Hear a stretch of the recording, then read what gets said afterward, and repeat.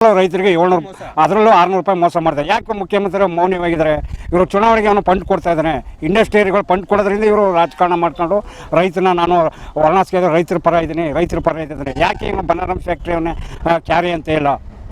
24 hours ಒಳಗೆ ಕಾರ್ಖಾನೆ seize ಮಾಡ್ಬೋದು. ಈಗ ಬೇರೆ ಬೇರೆ ದೇಶದಲ್ಲಿ ರೈತರಿಗೆ 1 ಟನ್ ಕಬ್ಬಿಗೆ 4,500 ರೂಪಾಯಿ ಕೊಡ್ತಾ ಇದ್ದಾರೆ. 1 ಟನ್ ಕಬ್ಬಿಗೆ ನಮ್ಮ ಜಿಲ್ಲೆಯಲ್ಲಿ 3,200 ಕೊಡೋಕ್ಕೆ ಸಾಯ್ತಾ ಇದ್ದಾರೆ. ಅನ್ಯಾಯ ಆಗ್ತಾ ಇದೆ. ಯಾರೋ ಕ್ಯಾರೆ ಅಂತಿಲ್ಲ, ಉಸ್ತುವಾರಿ ಮಂತ್ರಿನೂ ಕ್ಯಾರು ಅಂತಿಲ್ಲ. ಅದೇ ಇವರು ಚುನಾವಣೆಗೆ ಫಂಡ್ ಬೇಕಲ್ಲ, ನೆಕ್ಸ್ಟ್ ಇಯರ್ಗೆ 2028ಗೆ ಚುನಾವಣೆ ಫಂಡ್ ಬೇಕಲ್ಲ. ಎಲ್ಲ ಇವರು ಆಸ್ತಿ, ಇವ್ರ ಅಪ್ಪನ ಮನೆ ಆಸ್ತಿ ಗದ್ದ ಮಾರ್ಬಿಟ್ಟು ತಂದು ಹಾಕ್ತಾರ.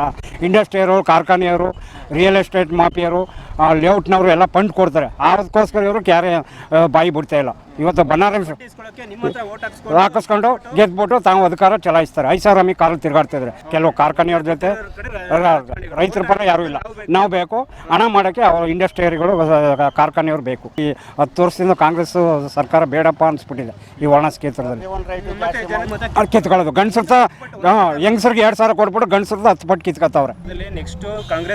ನೆಕ್ಸ್ಟ್ ಧೂಳುಪಟ ಆಗುತ್ತೆ, ಗೆಲ್ಲಲ್ಲ. ವರ್ಣಾಸ್ ಕ್ಷೇತ್ರದಲ್ಲಿ ಧೂಳುಪಟ ಆಗುತ್ತೆ ಕಾಂಗ್ರೆಸ್ಸು. ಯಾಕೆ ಅಂತೇಳಿ ಇವತ್ತು ಬನಾರಸ್ ಫ್ಯಾಕ್ಟ್ರಿ ಅವ್ರನ್ನ ಸರಿಯಾಗಿ ಅವ್ರನ್ನ ಪೇಮೆಂಟ್ ಕೊಡಿಸ್ತಾ ಇಲ್ಲ. ಅದು ಅರ್ಥ ಆಗ್ತಾ ಇದೆ. JDS ಕಾರ್ಯಕ್ರಮ ನಡೀತಿರೋದು ಮುಖ್ಯಮಂತ್ರಿ ತವರ ಕ್ಷೇತ್ರ ಆದರೂ ಸಹ ಇಲ್ಲಿ ರೈತರಿಗೆ ಸರಿಯಾದ ರೀತಿ ವಿದ್ಯುತ್ ಕೊಡ್ತಾ ಇಲ್ಲ. ರೈತರಿಗೆ 1 ಟನ್ ಕಬ್ಬಿಗೆ ಕೇಂದ್ರ ಸರ್ಕಾರ ನಿಗದಿ 3,500 ರೂಪಾಯಿ ಮಾಡಿದೆ. ಅಂದರೆ 10% ರಿಕವರಿ ಮಾಡಿ ಸರ್ಕಾರ 3 ತಿಂಗಳಾಗಿದೆ ಆದೇಶ ಮಾಡಿದರು. ಮುಖ್ಯಮಂತ್ರಿಯವರು ಬನಾರಸ್ ಫ್ಯಾಕ್ಟ್ರಿ ಅವನಿಗೆ ತುಟಿ ಬಾಯಿನ ಬಿಡ್ತಾ ಇಲ್ಲ. ಇವತ್ತು ಬನಾರಿ ಫ್ಯಾಕ್ಟ್ರಿರು 15 ಕೋಟಿ ರೂಪಾಯಿ ಕೊಡಬೇಕು ಕಬ್ಬು ಬೆಳೆಗಾರರಿಗೆ. ರೈತರಿಗೆ 1 ಟನ್ಗೆ 100 ರೂಪಾಯಿ ಅಂತೆ. ಅಂದ್ರೆ 7 ಲಕ್ಷದ ಟನ್ನನ್ನು ಕಬ್ಬು ನಾರಿದ್ದಾನೆ ಬನಾರಿ ಫ್ಯಾಕ್ಟ್ರಿ. ಇದನ್ನು ಸೂಟ್ಕೇಸ್ ಲಾಬಿ ಮಾಡ್ಕೊಂಡು ಮುಖ್ಯಮಂತ್ರಿಯವರು ರೈತರಿಗೆ ಭಾಳ ಚಳ್ಳೆಹಣ್ಣು ತಿಳಿಸ್ತಾಯಿದ್ದಾರೆ. ತವರು ಜಿಲ್ಲೆ ಆದಂಥ ಮುಖ್ಯಮಂತ್ರಿಯವರು ಬನ್ನಾರಿ ಫ್ಯಾಕ್ಟ್ರಿಯವ್ರಿಗೆ 1 ನಿಮಿಷದಲ್ಲಿ ಹಣ ಕೊಡಿಸ್ಬೋದು. ಯಾಕೆ ಇವರು ಬಾಯಿ ಬಿಡ್ತಾ ಇಲ್ಲ? ಇವರು ಸೂಟ್ಕೇಸ್ ಲಾಬಿ ಆಗಿದ್ದಾರೆ. ರೈತರ ಪರ ಯಾವ ಸರ್ಕಾರವೂ ಇಲ್ಲ. ರೈತರಿಗೆ ಅನ್ಯಾಯ ಆಗ್ತಾಯಿದೆ. ಇವತ್ತು ದೇವೇಗೌಡರು ಕಾವೇರಿ ನೀರನ್ನ ಹೋರಾಟ ಮಾಡಿ ವರ್ಣಾ ಚಾನಲ್ ನೀರನ್ನ ತಂದು ಕೊಟ್ಟಂಥ ದೇವೇಗೌಡರು ಇವತ್ತು ಮುಂದಿನಲ್ಲಿ JDS ಮತ್ತು BJP ಎರಡೂ ಒಂದಾಗಿ ಈ ವರ್ಣಾ ಕ್ಷೇತ್ರನ ಅಭಿವೃದ್ಧಿ ಮಾಡಬೇಕು. ಒಂದು ರಸ್ತೆಗಳಾಗಿಲ್ಲ, ರೈತರಿಗೆ ಸರಿಯಾದ ವಿದ್ಯುತ್ ಕೊಡ್ತಾ ಇಲ್ಲ. ಒಂದು ಟ್ರಾನ್ಸ್ಫಾರ್ಮರ್ ಸುಟ್ಟೋದ್ರೆ KPTSನವರು 5,000 ಕೊಡಿ ಅಂತಾರೆ. ಒಂದು ತಾಲೂಕು ಆಫೀಸು ನಾಡು ಕಚೇರಿಗೆ ಹೋದರೆ ಒಂದು ಖಾತೆ ಮಾಡಿಸ್ಬೇಕಾದ್ರೆ 20,000 ರಿಯಲ್ ಎಸ್ಟೇಟ್ ದಾಂಧಲೆ ನಡೀತದೆ. ರೈತರ ಪರ ಯಾವ ಸರ್ಕಾರ ಇಲ್ಲ. ಮುಖ್ಯಮಂತ್ರಿ ಕ್ಷೇತ್ರ ಆದರೂ ಅಧಿಕಾರಿಗಳು ಭಾಳ ಲಂಚಕೋರಾಗಿದ್ದಾರೆ. ರೈತರ ಸರಿಯಾದ ವರ್ಣಾ ಕ್ಷೇತ್ರದಲ್ಲೇ ಒಂದು ತಹಸೀಲ್ದಾರ್ ಆಫೀಸರ್ ನಾಡು ಕಚೇರಿಗೆ ಹೋದರೂ ರೈತನ ಅಲಿಸ್ತಾ ಇದ್ದಾರೆ. ಇವತ್ತು ರೈತರಿಗೆ ಕಬ್ಬು ಬೆಳೆಗಾರರಿಗೆ ಭಾಳ ಮೋಸ. 15 ಕೋಟಿ ರೂಪಾಯಿ ಕೊಡ್ಬೇಕು ಬನ್ನಾರಿ ಫ್ಯಾಕ್ಟ್ರಿಯನ್ನು. ಆದರೆ ಉತ್ತರ ಕರ್ನಾಟಕದಲ್ಲಿ ಆಗಲೇ ಪೇಮೆಂಟ್ ಮಾಡಿದ್ದಾರೆ. ನಮ್ಮ ಇಲ್ಲಿ ಮುಖ್ಯಮಂತ್ರಿಯವರು ತವರು ಜಿಲ್ಲೆ ವರ್ಣಾ ಕ್ಷೇತ್ರದಲ್ಲೇ ತಮ್ಮ ಮನೆ ಪಕ್ಕದಲ್ಲಿ ಇರೋಂಥ ಬನ್ನಾರಿ ಫ್ಯಾಕ್ಟ್ರಿಯವ್ರಿಗೆ ಕ್ಯಾರೆ ಅಂತ ಇಲ್ಲ. ಯಾಕೆ ಇವ್ರು ಕ್ಯಾರೆ ಅಂತಿಲ್ಲ? ಚುನಾವಣೆಗೆ ಫಂಡ್ ಕೊಡ್ತಾ ಇದ್ದಾನೆ ನಾನು ಬನ್ನಾರಿ ಫ್ಯಾಕ್ಟ್ರಿಯನ್ನು. ಅದಕ್ಕೋಸ್ಕರ ಇವರು ರೈತರಿಗೆ ಪೇಮೆಂಟ್ ಕೊಡಿಸ್ತಾ ಇಲ್ಲ. ಫ್ಯಾಕ್ಟ್ರಿ ಅನ್ನೋ ಕಡೆ ಲಾಬಿ ಆಗಿದ್ದಾರೆ. ಈಗ ಅದು ಏನೋ ಗೆದ್ದರು, ಏನೋ ನಮ್ಮ ಮನೆ ಮಗ ಇವನು ಮಾಡ್ತಾನೆ, ಒಳ್ಳೇದು ಮಾಡ್ತಾನೆ ಅಂತೇಳಿ ರೈತರು ಓಟ್ ಕೊಟ್ಟರು. ಏನೋ ಒಂದು ನಮ್ಮ ಮನೆ ಮಗ ಅಂತೇಳಿ ಗೆಲ್ಲಿಸಿದ್ರು ರೈತರು. ನಮ್ಮ ಮನೆ ಮಗ ಇವನು ಮಾಡ್ತಾನೆ, ಯಾವತ್ತೂ ಇವನು ದ್ರೋಹ ಮಾಡಲ್ಲ ಅಂತರು. ಇವತ್ತು ಬನ್ನಾರಿ ಫ್ಯಾಕ್ಟ್ರಿಯನ್ನು ಕ್ಯಾರೆ ಅಂತ ಇಲ್ಲ. 15 ಕೋಟಿ ರೂಪಾಯಿ ಪೇಮೆಂಟ್ ಕೊಡ್ಬೇಕು ಬನ್ನಾರಿ ಫ್ಯಾಕ್ಟ್ರಿಯನ್ನು. 15 ಕೋಟಿ ರೂಪಾಯಿ ಕಬ್ಬು ಬೆಳೆಗಾರರಿಗೆ 1 ಟನ್ಗೆ 100 ರೂಪಾಯಿ ಅಂತೆ. 7 ಲಕ್ಷ ಟನ್ ಕಬ್ಬು ಬರೆದಿದ್ದಾನೆ ಬನ್ನಾರಿ ಫ್ಯಾಕ್ಟ್ರಿಯನ್ನು. ಅದರಿಂದ ರೈತರಿಗೆ ಮೋಸ ಮಾಡ್ತಾಯಿದ್ದಾರೆ. ಅಂದರೆ ಇನ್ನೊಂದು ಮೋಸ ಮಾಡ್ತಾಯಿದ್ದಾನೆ ಬನ್ನಾರಿ ಫ್ಯಾಕ್ಟ್ರಿಯನ್ನು. ಅಂದರೆ ಆಲ್ ಇಂಡಿಯಲ್ಲಿ 27 ಡಿಗ್ರಿ ಏನ್ರೇಟು 30 ಡಿಗ್ರಿ ಏನ್ರೇಟು ಆದೇಶ ಮಾಡಿದೆ. 1 ಟನ್ಗೆ 120 kg ಸಕ್ಕರೆ ಬರೋದ, ಬರೀ 97 kg ಸಕ್ಕರೆ ರಿಕವರಿ ತೋರ್ತಾ ಇದ್ದಾನೆ ಬನ್ನಾರಿ ಫ್ಯಾಕ್ಟ್ರಿನು. ಅದರಲ್ಲೂ ರೈತರಿಗೆ 600 ರೂಪಾಯಿ ಮೋಸ ಮಾಡ್ತಾರೆ. ಯಾಕೆ ಮುಖ್ಯಮಂತ್ರಿ ಮೌನವಾಗಿದ್ದಾರೆ? ಇವರು ಚುನಾವಣೆಗೆ ಅವನು ಫಂಡ್ ಕೊಡ್ತಾ ಇದ್ದಾನೆ. ಇಂಡಸ್ಟ್ರಿಯಲ್ಗಳು ಫಂಡ್ ಕೊಡೋದ್ರಿಂದ ಇವರು ರಾಜಕಾರಣ ಮಾಡ್ಕೊಂಡು ರೈತನ ನಾನು ವರ್ಣಾಸ್ಕೆ ರೈತರ ಪರ ಇದ್ದೀನಿ. ಯಾಕೆ ಇವನು ಬನಾರಸ್ ಫ್ಯಾಕ್ಟ್ರಿಯವನ್ನೇ ಕ್ಯಾರಿ ಅಂತ ಇಲ್ಲ? 24 hours ಒಳಗೆ ಕಾರ್ಖಾನೆ ಸೀಜ್ ಮಾಡ್ಬೋದು. ಈಗ ಬೇರೆ ಬೇರೆ ದೇಶದಲ್ಲಿ ರೈತರಿಗೆ 1 ಟನ್ ಕಬ್ಬಿಗೆ 4,500 ರೂಪಾಯಿ ಕೊಡ್ತಾ ಇದ್ದಾರೆ. 1 ಟನ್ ಕಬ್ಬಿಗೆ ನಮ್ಮ ಜಿಲ್ಲೆಯಲ್ಲಿ 3,200 ಕೊಡೋಕ್ಕೆ ಸಾಯ್ತಾ ಇದ್ದಾರೆ. ಅನ್ಯಾಯ ಆಗ್ತಾ ಇದೆ. ಯಾರೋ ಕ್ಯಾರೆ ಅಂತಿಲ್ಲ, ಉಸ್ತುವಾರಿ ಮಂತ್ರಿನೂ ಕ್ಯಾರು ಅಂತಿಲ್ಲ. ಅದೇ ಇವರು ಚುನಾವಣೆಗೆ ಫಂಡ್ ಬೇಕಲ್ಲ, ನೆಕ್ಸ್ಟ್ ಇಯರ್ಗೆ 2028ಗೆ ಚುನಾವಣೆ ಫಂಡ್ ಬೇಕಲ್ಲ. ಎಲ್ಲ ಇವರು ಆಸ್ತಿ, ಇವ್ರ ಅಪ್ಪನ ಮನೆ ಆಸ್ತಿ ಗದ್ದ ಮಾರ್ಬಿಟ್ಟು ತಂದು ಹಾಕ್ತಾರ. ಇಂಡಸ್ಟ್ರಿಯವರು, ಕಾರ್ಖಾನೆಯವರು, ರಿಯಲ್ ಎಸ್ಟೇಟ್ ಮಾಫಿಯರು, ಲೇಔಟ್ನವರು ಎಲ್ಲ ಫಂಡ್ ಕೊಡ್ತಾರೆ. ಅದಕ್ಕೋಸ್ಕರ ಇವರು ಕ್ಯಾರೆ ಬಾಯಿ ಬಿಡ್ತಾ ಇಲ್ಲ. ಇವತ್ತು ಬನ್ನಾರಂ ನಿಮ್ಮ ಹತ್ರ ಓಟ್ ಹಾಕ್ಸ್ಕೊಂಡು ಹಾಕಿಸ್ಕೊಂಡು ಗೆದ್ಬಿಟ್ಟು ತಾವು ಅಧಿಕಾರ ಚಲಾಯಿಸ್ತಾರೆ. ಐಷಾರಾಮಿ ಕಾರಲ್ಲಿ ತಿರುಗಾಡ್ತಿದ್ರೆ ಇವತ್ತು ರೈತ ಬೀದಿಗಿಳಿದು ಹೋರಾಟ ಮಾಡ್ತಾಯಿದ್ರು.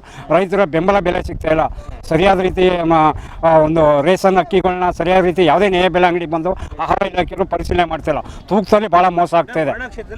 ವರ್ಣ ಕ್ಷೇತ್ರದಲ್ಲಿ ಭಾಳ ಆಹಾರ ಇಲಾಖೆಯಿಂದ ಭಾಳ ಮೋಸ ಆಗ್ತಾಯಿದೆ. ತೂಕ ಸರಿಯಾಗಿ ಮಾಡ್ತಾಯಿಲ್ಲ ಕೆಲವು ನ್ಯಾಯ ಬೆಲೆ ಅಂಗಡಿಗಳು. ರಾಜಕಾರಣ ಮಾಡ್ಕೊಂಡು ಆಹಾರ ಇಲಾಖೆಯವರು ಮೋಸ ಆಗ್ತಾಯಿದೆ. ಈ ಶೀಘ್ರದಲ್ಲೇ ಮುಖ್ಯಮಂತ್ರಿಯವರು ಇದನ್ನು ಗಮನ ಸರಿದು ಬನ್ನಾರಂ ಫ್ಯಾಕ್ಟ್ರಿಯನ್ನು ಸಭೆ ಕರೆದು ರೈತರಿಗೆ ಏನು 14 ಕೋಟಿ ರೂಪಾಯಿ ಅವನು ಪೇಮೆಂಟ್ ಮಾಡಬೇಕು, ಅದು ಪೇಮೆಂಟ್ ಮಾಡಿಸ್ಬೇಕು. ಇಲ್ಲ ಅಂದರೆ ಹೇಳಿ 108 ಸಮಸ್ಯೆ ಕೊಟ್ಟಿದ್ದೀವಿ. ಡಿ ಸಿಗೂ ನಿವಾರಣೆ ಕೊಟ್ಟಿದ್ದೀವಿ, ಮತ್ತು ರಾಜ್ಯಪಾಲರಿಗೂ ವರದಿ ಕೊಟ್ಟಿದ್ದೀವಿ, ಉಸ್ತುವಾರಿ ಮಂತ್ರಿಗೂ ವರದಿ ಕೊಟ್ಟಿದ್ದೀವಿ. ಮತ್ತು ನಮ್ಮ ಜಿಲ್ಲಾ ಡಿ ಸಿ CM ಕ್ಷೇತ್ರದಲ್ಲಿ ಒಂದು ಮೀಟಿಂಗ್ ಮಾಡ್ತಾಯಿಲ್ಲ ಡಿ ಸಿ ಅವರು ಲಕ್ಷ್ಮೀಕಾಂತ್ ರೆಡ್ಡಿ ಒಂದು ರೈತರ ಸಮಸ್ಯೆ ಏನಿದೆ ಇದೇ ರೂಲ್ಸ್ ಇರೋದು 3 ತಿಂಗಳು ಒಂದ್ಸತಿ ರೈತರ ಕುಂದುಕೊರತೆಗಳ ಸಭೆ ಕರೆದು ಎಲ್ಲ ಕಾರ್ಖಾನೆಯವರು ರೈತರು ಅಧಿಕಾರಿಗಳನ್ನ ಸಭೆ ಕರೆದು ರೈತನ ಕುಂದುಕೊರತೆಗಳನ್ನ ಭಾಗವಹಿಸು. ಅದರಿಂದ ಡಿ ಸಿ ಅವರು ಒಂದು ಸಭೆ ಮಾಡ್ತಾಯಿಲ್ಲ. ಯಾಕೆ ಮುಖ್ಯಮಂತ್ರಿಯವರು ಡಿ ಸಿಗೆ ಹೇಳ್ಬೋದಲ್ಲ, ರೈತರ ಕುಂದುಕೊರತೆಗಳು ಸಣ್ಣ ಮಾಡಿ ಎಲ್ಲನೂ ನನ್ನ ಹತ್ರ ಯಾಕೆ ತರ್ತೀರಿ ಅಂತೇಳಿ ಡಿ ಸಿಗೆ ವಾರ್ನಿಂಗ್ ಮಾಡ್ಬೋದು. ಇವರು ಅಧಿಕಾರಿಗಳು ಮತ್ತು ರಾಜಕಾರಣಿಗಳು ಎಲ್ಲ ಶಾಮೀಲ್ ಆಗ್ಬಿಟ್ಟಿದ್ದಾರೆ. ಕೆಲವು ಕಾರ್ಖಾನೆಯವ್ರ ಜೊತೆ ರೈತರ ಪರ ಯಾರೂ ಇಲ್ಲ.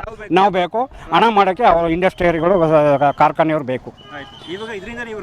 ರೋಸ್ ಹೋಗಿ ರೈತರು ಮಾಡಿ ಮತ್ತೆ ನೆಕ್ಸ್ಟ್ ಇಯರ್ BJP JDS ಸರ್ಕಾರ ತರಬೇಕು ಅಂತ ನಮ್ಮ ಆಸೆ. 2028ಗೆ ಯಡಿಯೂರಪ್ಪನ ವಿಜಯೇಂದ್ರ ಅವ್ರನ್ನ ಮುಖ್ಯಮಂತ್ರಿ ಮಾಡಬೇಕು ಅಂತ ಇಲ್ಲ ಮಾಡಬೇಕು ಅಂತ ಯಾರು ಬೇಡ ಅಂತ ಇಲ್ಲಿ ಸಾಕಾಗ್ಬಿಟ್ಟಿದೆ. ಈ 10 ವರ್ಷದಿಂದ ಕಾಂಗ್ರೆಸ್ ಸರ್ಕಾರ ಬೇಡಪ್ಪ ಅನಿಸ್ಬಿಟ್ಟಿದೆ ಈ ವರ್ಣ ಕ್ಷೇತ್ರದಲ್ಲಿ. ಅಣ್ಣ ಇವಾಗ 2,000 ರೂಪಾಯಿ ಕೊಡ್ತಾ ಇದ್ದಾರೆ. 2,000 ರೂಪಾಯಿ ಕೊಟ್ಟ ತಕ್ಷಣ ಹೆಂಗಸರು ಮನೆ ಮಠ ಎಲ್ಲ ಉದ್ಧಾರ ಆಗ್ಬಿಡ್ತು ಅಂತ ಹೇಳ್ತಾರಲ್ಲ. ಇಲ್ಲಿ 2,000 ಕೊಟ್ಬಿಟ್ಟು 10,000 ಕಿತ್ಕೊತಾರೆ. ಹೆಂಗೆ ಹೇಳಿ?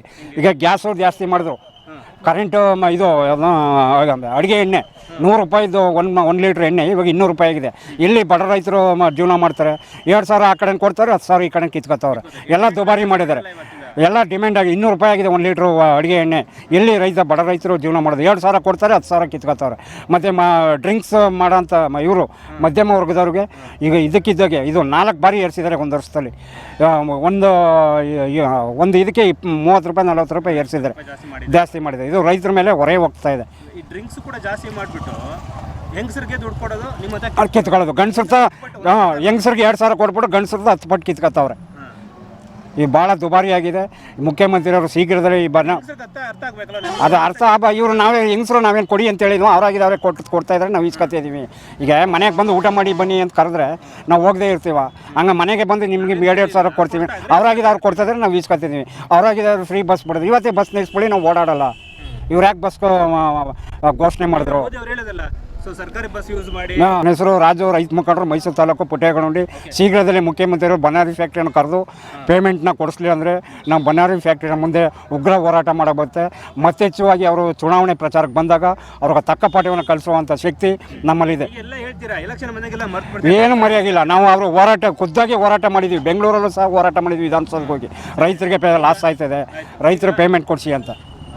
ಈಗ ನಿಖಿಲ್ ಕುಮಾರಸ್ವಾಮಿಗೆ ಭವಿಷ್ಯ ಇದೆಯಾ? ನಿಖಿಲ್ ಕುಮಾರಸ್ವಾಮಿಗೆ ಆದಷ್ಟು ಜನ ಬೆಂಬಲ ಸಾಗರವೇ ಬರ್ತಾಯಿದೆ. ಇವತ್ತು ನೋಡಿದ್ರೆ ಈ ಮೆಳ್ಳಳ್ಳಿ ಗೇಟ್ಲಿ ನೆಕ್ಸ್ಟ್ ಇಯರ್ ನಿಖಿಲ್ ಕುಮಾರಸ್ವಾಮಿ ವರ್ಣ ಕ್ಷೇತ್ರಕ್ಕೆ ಅವ್ರನ್ನೇ ನಿಲ್ಸ್ಕೊಂಡು ಗೆಲ್ಲಿಸ್ಬೋದು ಅನ್ನೋ ಒಂದು ಮಹಿಳೆಯರು ಹೇಳ್ತಾ ಇದ್ದಾರೆ. ನಿಖಿಲ್ ಕುಮಾರಸ್ವಾಮಿ ಅವ್ರನ್ನೇ ವರ್ಣ ಕ್ಷೇತ್ರಕ್ಕೆ ಅವ್ರನ್ನೇ ಅಭ್ಯರ್ಥಿಯಾಗಿ ಮಾಡಬೇಕು ಅನ್ನೋದನ್ನು ಜನ ಒಂದು ಅಭಿಪ್ರಾಯ ಪಡ್ತಾ ಇದ್ದಾರೆ. ಕುಮಾರಸ್ವಾಮಿ ಅವ್ರ ಮಗನ್ನೇ ವರ್ಣ ಕ್ಷೇತ್ರಕ್ಕೆ ಕರ್ಕೊಬಂದು ಅವ್ರನ್ನ ಶಾಸಕನಾಗಿ ಮಾಡಬೇಕು ಅನ್ನೋದು ಈ ವರ್ಣ ಕ್ಷೇತ್ರದ ಜನ ಆಸಕ್ತಿ ಇದೆ. ಇಲ್ಲ ವಿಜಯೇಂದ್ರ, ಇಲ್ಲ ನಿಖಿಲ್ ಕುಮಾರಸ್ವಾಮಿ. ನೆಕ್ಸ್ಟ್ ಧೂಳುಪಟ ಆಗುತ್ತೆ, ಗೆಲ್ಲಲ್ಲ. ವರ್ಣ ಕ್ಷೇತ್ರದಲ್ಲಿ ಧೂಳುಪಟ ಆಗುತ್ತೆ ಕಾಂಗ್ರೆಸ್ಸು. ಯಾಕೆ ಅಂತೇಳಿ ಇವತ್ತು ಬನ್ನಾರಂ ಫ್ಯಾಕ್ಟ್ರಿ ಅವ್ರನ್ನ ಸರಿಯಾಗಿ ಅವ್ರನ್ನ ಪೇಮೆಂಟ್ ಕೊಡಿಸ್ತಾ ಇಲ್ಲ. ಅದು ಅರ್ಥ ಆಗ್ತಾ ಇದೆ. ಎಲ್ಲಿ ಸರ್ ಅಲ್ಲೂ ಒಂದು ಎಲ್ಲ ಅವನು ಹೊರದೇಶದಿಂದ ಕರ್ಕೊಂಬಂದಿದ್ದ, ತಮಿಳುನಾಡು ರಾಜ್ಯದ. ನಮ್ಮ ಕರ್ನಾಟಕದ ಭಾಗದನ್ನ ಕರ್ಕತ್ತೇ ಇಲ್ಲ, ಸಹಾಯ ಮಾಡ್ತಾ ಇಲ್ಲ. ಅದಕ್ಕೆ ಅವನು ಸರಿಯಾದ ರೀತಿ ಮುಖ್ಯಮಂತ್ರಿಗಳು ಕ್ರಮ ತಗೋಬೇಕು ಅಂತೇಳಿ ನಾವು ಉಗ್ರ ಹೋರಾಟವನ್ನು ಮಾಡ್ತಾಯಿದ್ದೀವಿ. ಈ ವರ್ಣ ಕ್ಷೇತ್ರದಲ್ಲಿ ನೆಕ್ಸ್ಟ್ ಇಯರು ನಿಖಿಲ್ ಕುಮಾರಸ್ವಾಮಿ ಮತ್ತು ವಿಜೇಂದ್ರ ಅವರು ಬಂದ್ರೇ ಈ ವರ್ಣ ಕ್ಷೇತ್ರ ಅಭಿವೃದ್ಧಿ ಆಗ್ಬೇಕಾರೆ ಅಂತ ಹೇಳೋದು.